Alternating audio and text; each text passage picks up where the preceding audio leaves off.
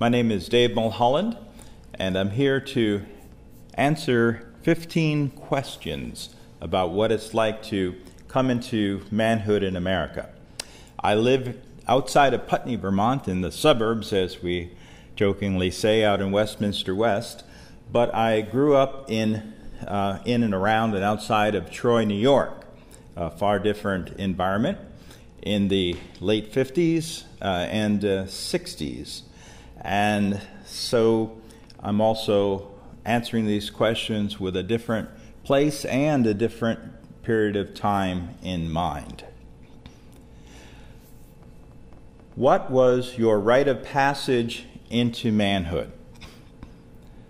For me, growing up in North Greenbush, New York, outside of Troy, New York, it was a community that was made up of people who had moved out of the city.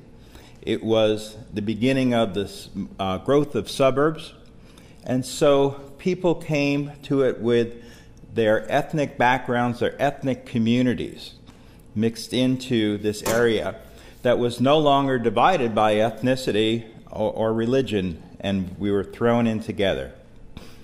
So rite of passage into manhood was a very mumbled, confusing thing, not just because it was adolescence, but because there were many types of passages and many opportunities. For those who were Roman Catholic, there were different rites of passage that were centered around First Holy Communion, becoming a member of the church. For those that were Jewish, it was around Bar Mitzvah. And for those of us who were neither, it was around joining the church around age 12 or 13. But certainly, and this leads into the third question about the foundation of spirituality, having membership in a religious organization was the norm. I don't know growing up if I knew anybody who wasn't part of a church or a synagogue. And so that was an important part of it. So the rite of manhood was more generalized in that capacity because girls could also join the church, but that was an important threshold around age 12 or 13, becoming a member of the church. In terms of manhood in the neighborhood, as we broke down some of the barriers that inhibited our parents, it was certainly a matter of freedom and freedom of travel. Being able to go outside the neighborhood, either because we took long walks. This was an area that was rural, that was becoming suburban, so there was plenty of places to do it, but there was still buses that would go into the city if you were willing to walk that far. So part of the passage was to be able to go beyond your neighborhood boundaries by yourself for a period of time and return safely and unharmed. So that was an important part as well. There really weren't things that I've seen described or experienced through television that were that applicable around drinking or sex or those kind of activities that were considered norm. Even though, and one of my ancestor lineage had been here in the U.S. and in Canada from the beginning of those countries, most of the family was recent from Europe. So having alcohol around and available wasn't a big deal. It was the norm. So it wasn't having your first drink. Another question on the list is, what is more important, freedom or responsibility? For me, becoming a man was centered around the idea of responsibility. Part of it, I think, was growing up in the 50s and 60s, where the idea of freedom was prevalent. we were supposed to be more free and have more opportunities than our parents. We could participate in neighborhood or area activities like scouting, athletics, and we had the opportunity to enjoy ourselves in that environment. So freedom was there and opportunities, but the idea of responsibility was certainly cemented.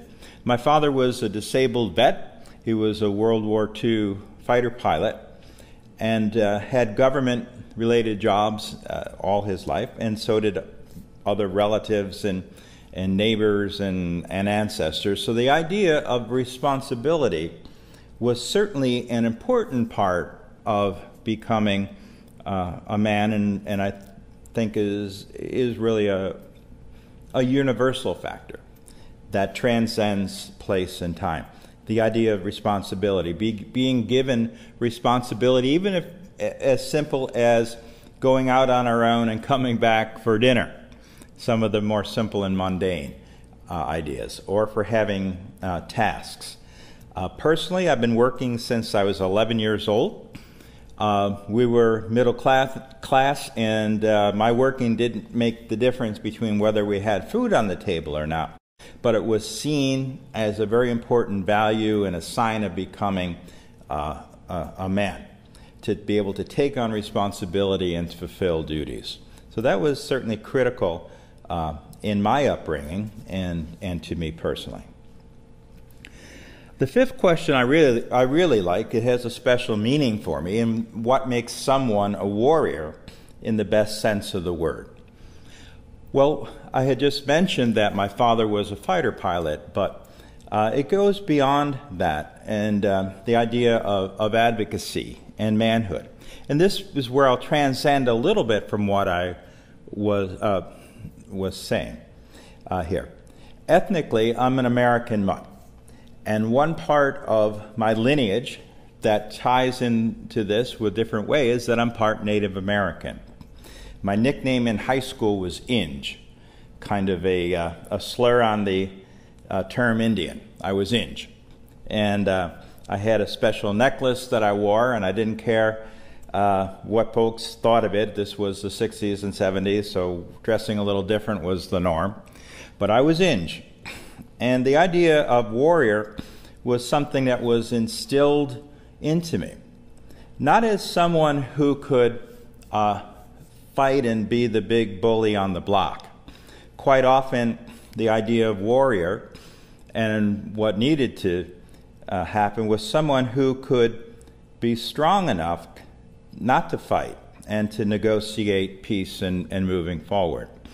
And that's what really was important value with this idea of warrior. I consider myself a warrior for my family. That's my job, that's my responsibility, to be a strong advocate. And it doesn't matter so much my gender, that's my role. Another part of the Native American side that becomes important in terms of my manhood, that here again transcends some of the questions, but related to it, is that I was appointed by my grandmother and my great aunt to be the keeper of stories. That's my role. And what that means is someone who received the genealogy as best as known, the family stories, the family tradition, and had the responsibility, here's that word again, of making that information available to other relatives and to pass it on. My son will be the next keeper of stories. And so this idea of warrior and this sense of tribalism was something that was very critical. But again, that made me a little different than the norm. And it also meant that my rites of passage might have looked different. But again, in a multi-ethnic community that wasn't always, with folks who weren't always from multi-ethnic backgrounds, that made a big difference. My relationship with money is certainly an interesting factor here, and in terms of manhood. My family was not particularly wealthy, but always employed, middle class when that used to have good meaning. My grandparents were working class folks, and again, I've been working since I was 11 years old. My father saw me sitting at the TV at 10 and said he was tired of seeing that and to get out and work. So that was an important kick in the butt, rite of passage, that set me on the path towards, again, with the idea of warrior, as I've described, and the importance of responsibility, that it wasn't about personal acquisition so much, or personal comforts, but fulfilling responsibilities and obligations. That's the important side of money, and whatever money happened to do that. There's also a question or an issue here regarding violence and nonviolence. That for me was, again, a very important part of manhood that I saw play out not only in the neighborhood and around Troy, New York, but within the family. My father, again, was a fighter pilot, disabled, someone who was not able to talk much about the war from what was later called PTSD, but also like many of his peers, until the 1980s, some 40 years. He was shot up very severely, lucky to be alive at age 21. And so in the way that that factored into his life, it certainly factored into mine, that acting violently, whether for a just cause or not, always has some sort of consequence. And so therefore the idea of warrior was tempered with that notion that to pick your fights wisely. And if you can do it without violence, that's really important. I was more generally, an Irish Protestant who grew up in an Irish Catholic neighborhood. My parents were from families that were largely Catholic but had become Protestant. So it was difficult to earn trust from either the Protestants or the Catholics in the neighborhood, because there was some element of being turncoat or different. That did have its moments of violence and challenges to deal with, like folks attacking me in my front lawn because I was Protestant. But I also quickly became one who was known to rise above that, and I think that was part of manhood and warrior, and my father trying to instill ideas that violence is never a good resort, but always the last, and to choose ways that were less violent. I often reached out to people within my family who were hung up on this idea of Protestant and Catholic differences. My mother had 44 first cousins. I knew very few of them because they were mostly Catholic. When we went to weddings or funerals, the Protestants sat on one side, the Catholics sat on the other, and there was always plenty of room on the Protestant side. But then I would break with tradition and be unafraid to go to their church or get involved with them, or just to break down some of these stereotypes around race and religion. How do I deal with anger? That certainly was a very pertinent question dealing with what I said, and that is, for me, the matter, the issues of faith were certainly incredibly strong in my life, and the idea that the world was not created for me. The whole history of the human race was not waiting for me to be born. So if I make mistakes or other people make mistakes, it's not the end. And so there are times when I've learned to tolerate. However, being human, there are certainly things that frustrate me and lead me down that path, like folks who are deliberately trying to cheat other people. And so part of my my manhood and growing up was to learn to make this distinguishment, and as my father did. Again, being disabled from World War II, he had to pick his fights and challenges. And I know this is about me, but I want to share some stories because it certainly affects the situation, the outcome. My father was one of the folks responsible for integration in Little League Baseball. He was part of a group of managers in local Little League. There was an African-American kid who moved into the community. I happened to be at the meeting where other managers kind of figured out a way to get around the situation by pick all the white kids first and then say to this particular kid, there's no more room. Well, after my father picked his own kids for his team, then the very next child that he chose was the African American. Again, my father was a soldier and a very strong man, and nobody bothered to argue with my father, and Little League Baseball in New York changed. So I learned that there can be constructive ways of dealing with anger with righteous action. The other questions that I have here before me, who are your role models and why? Jumping to that, I've certainly mentioned my father's.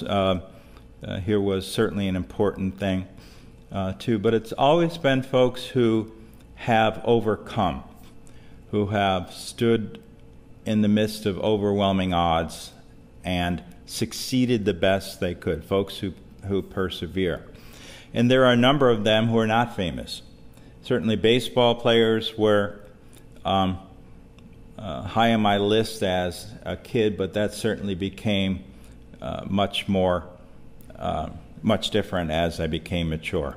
I had an uncle who had cerebral palsy, grew up in the age of eugenics, was denied going to high school because they couldn't accommodate his being able to walk up the steps of the school, so they denied him, and instead, because he was valedictorian of his 8th grade class, they couldn't figure out why somebody with CP could be so smart.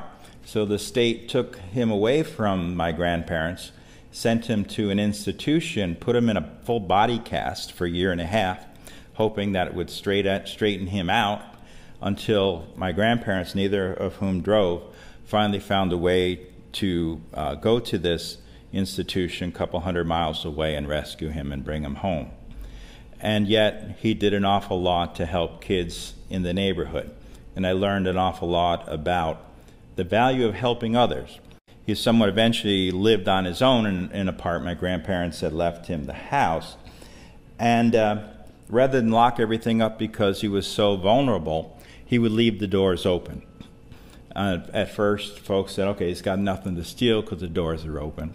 But sooner or later, kids in the neighborhood, and this was a neighborhood I was born in before we moved outside the city and became a pretty rough place, but pretty soon kids were looking out for him and sometimes spending the night there when things were too violent and too rough at home.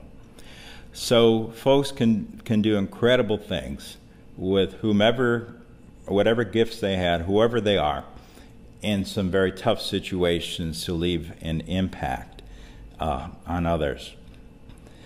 One of the additional questions here is about legacy. For me, the idea of legacy is that's a very important thing for me, coming from this being the teller of stories, and also someone who's interested in having a life where I can improve others' life. If I can be an inspiration, make a difference in someone's life so that they become more caring and more capable of helping others, then that's the legacy that I wish to have. Regarding the next generation coming along, and that would include my son too, words of wisdom that I would have is the same things, but maybe a little bit with a little different. My father said to me, is get out from the screen and go do something. Find out how you can help someone. Quite often I deal with folks with disabilities, usually quite often people who have had something tragic happen in their life and it changes their situation. And one of the most important moments for them that anybody can do is to, if you want to feel fully human, find a way to go and help someone. That didn't take money. A lot of things you can do to help someone that don't take a whole lot of skill. And if you want to feel fully human, which I think is an important part of becoming a man, becoming human at all, is to find those opportunities when you can remind yourself that you're better than merely going and earning money, being someone who has a lot of possessions, and someone who's capable of being loved and loving. One of the things that I've seen in a lot of older folks, this other, I guess, final word of wisdom, is there's no truth to the idea that whoever has the most toys wins.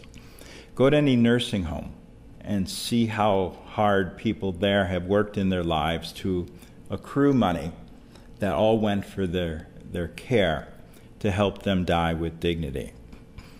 If we can make a better effort to use our resources, use who we are to have a better world, then we don't have to worry about dying with dignity. We can focus on living with dignity, and then we will die with dignity.